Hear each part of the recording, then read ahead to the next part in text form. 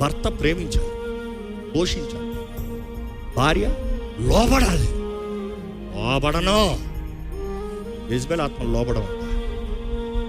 Jezebel ఆత్మలకి ఎప్పుడు Ahab లాంటి పక్కన పెట్టుకుంటారు. కొంతమంది ఉంటారు చూడండి, స్త్రీలు ఎప్పుడు భర్త పప్పెట్టి పక్కన, ఏయ్ రా అంటారు రా, పో అంటే పో, వంగంటూ వచ్చినప్పుడు అమ్మగారు పక్కన నేను నిలబెడతాను.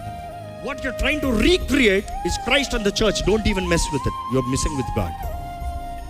దేవుడు పెట్టాడు నీ భర్త శిరస్సు, భార్య లోబడాలి. ఎందుకు లోబడాలన్నాడు? ఆదికాండం 3 అధ్యాయం చదివి చూడండి. అమ్మా నువ్వు మోసపోయావు కాబట్టి ఈయన కింద ఉంటావు నువ్వు. పౌలు అంటాడు, స్త్రీ మోసపోయింది, పురుషుడు మోసపోలే.